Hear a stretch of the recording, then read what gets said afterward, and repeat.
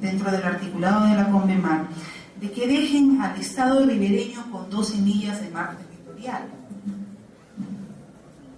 sino además son las servidumbres que le daría a otros países que no tienen un litoral, por ejemplo Bolivia. El artículo 125 de la CONVEMAR claramente expresa de que el país sin litoral tendría derecho de atravesar el país con litoral para llegar al mar y desde el mar regresarse con la pesca, sin que el país ribereño le imponga ningún tipo de pago, de derecho de aduana, ni nada, ¿no? Pero ustedes se dan cuenta, ese atravesar el territorio de un Estado ribereño viola incluso la soberanía en tierra firme. O sea, ya no se estaría violando la soberanía en cuanto a las 200 millas de nuestro mar, sino también se estaría violando la soberanía en tierra firme. Luego, el artículo 62 y 63 habla de los derechos de pesca. En cuanto a los derechos de pesca, si el Estado ribereño no está en capacidad de pescar toda la captura permisible, tendría que dar acceso a otros estados sin litoral para que pesquen equitativamente todo lo que quede de la captura permisible, ¿no? De lo que el país ribereño no ha podido pescar. Pero el artículo siguiente dice que cuando el Estado ribereño se halla en capacidad de capturar toda la pesca permisible, tampoco podrá hacerlo, porque tiene que compartir con los países de la misma región o subregión. Nosotros en este momento somos dueños, porque según el artículo 54 dice tenemos dominio, tenemos soberanía y tenemos jurisdicción sobre 200 millas, no solamente de mar, sino también de espacio aéreo. La CONVEMAR propugna 12 millas de mar territorial, 188 millas donde no se va a ejercer la soberanía plena del Perú, ni tampoco la jurisdicción, y no habla absolutamente nada del espacio aéreo, dice solo 12 millas de espacio aéreo. Entonces sería una mutilación grave a nuestro territorio, ¿no? Por otro lado, ¿por qué digo de que no tendríamos jurisdicción dentro de las 188 millas de la mal llamada zona económica exclusiva? Porque el artículo 59 de la CONVEMAR claramente establece que es la CONVEMAR la que otorga derechos. Dice, cuando la CONVEMAR no otorgue derechos o jurisdicción al Estado ribereño y surja un conflicto, etcétera, etcétera, debería resolverse de forma equitativa para todas las partes. Es decir, ¿qué está diciendo? Que es la CONVEMAR la que otorga derechos, que es la CONVEMAR la que otorga jurisdicción en la zona económica exclusiva, y que puede darle el derecho a un país y la jurisdicción a otro, o puede simplemente darle el derecho y la jurisdicción a otro país que no sea el del Estado ribereño.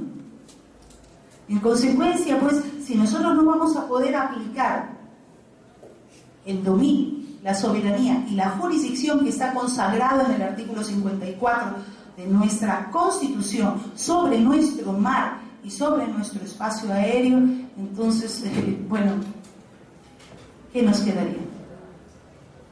Ya no sería nuestro. Lo decía el embajador Alfonso Benavides Correa, que en paz descanse, adherir a la CONVEMAR sería constituir un delito de traición a la patria. Gracias.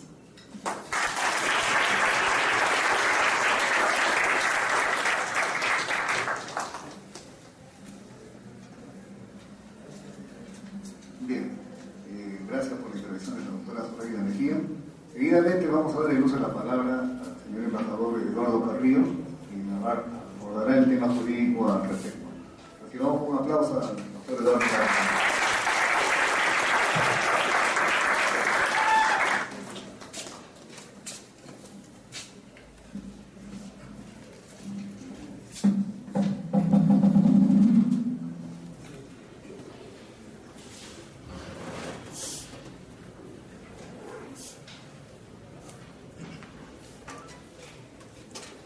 buenos días a todos. Doctor Waldemar Espinosa Soriano, que es decano y profesor principal. Profesor Julio Buenaño Olivo, profesor Carlos Alberto Castillo Vargas, doctora Zoraida Mejía Casero, señor José Luis Regaño Inchausti, distinguidos profesores, invitados especiales, alumnos todos. Quiero en primer término expresarles la gran satisfacción y el gran honor que representa para mí cada vez que yo regreso a la que fue mi universidad y que considero la sigue siendo. Muchas gracias por su asistencia en primer término. El tema que me ocupa a mí es hablar de los antecedentes en realidad de quien está litigando contra el Perú, en este caso es Chile. Pero antes de eso, yo quiero hacer algunas salvedades para que queden algunos puntos precisos. El primer punto que quiero precisar es respecto al problema, cómo se origina, el por qué vamos a La Haya. Miren, este es un problema que tenemos que tener presente, es un problema muy antiguo, es un problema que tiene prácticamente 66 años.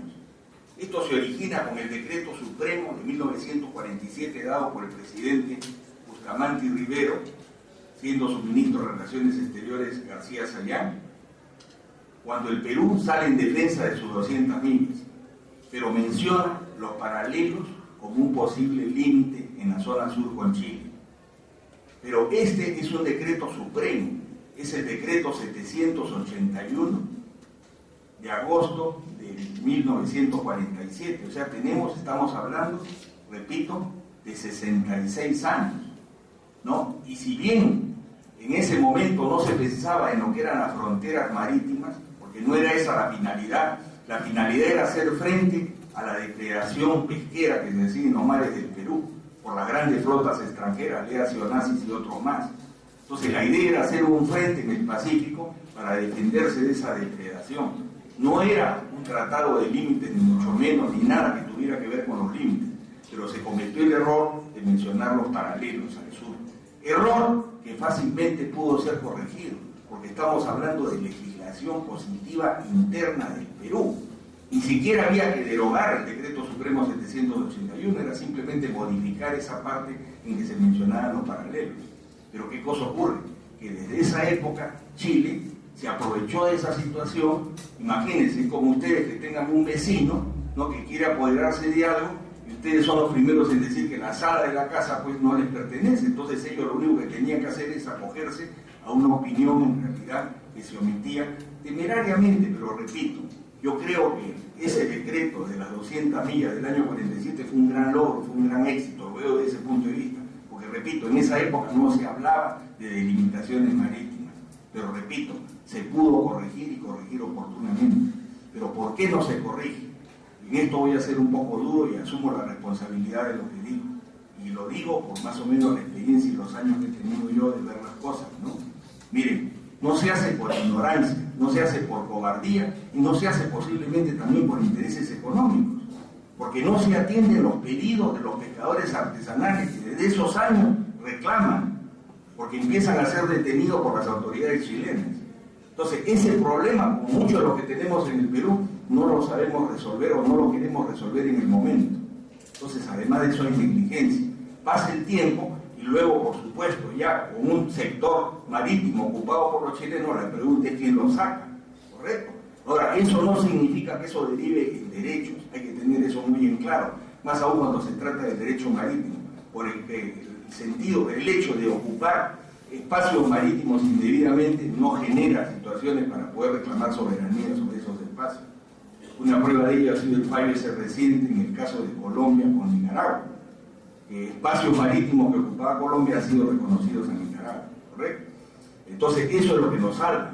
Por supuesto que también existe el derecho consuetudinario, que ese es otro problema, y es el derecho de los países anglosajones, ¿no? En el sentido que la costumbre prevalece sobre el derecho positivo. Pero repito, este es un problema que nosotros pudimos corregir oportunamente. Entonces, no cabe ya llorar sobre la leche derramada. Y le soy sincero, muchas veces se señala a la Cancillería como la principal responsable de esto. Miren, sinceramente, la Cancillería ha tenido en esas épocas ministros marinos, posteriormente ministros generales de ejército, entonces ni hablar. Yo creo que es un problema íntegro de nosotros los peruanos. Los peruanos, como tenemos un país muy rico, somos muy dejados y siempre pues no nos preocupamos, porque se saquea una riqueza y aparece otra, y se saquea esa riqueza y aparecerá otra, y así hasta el fin de los mundos, ¿no? Y más aún justificamos todo cuando se hace alguna obra por ahí de decir se roba pero hace obra, ¿no? Entonces tenemos que cambiar de mentalidad, ¿no?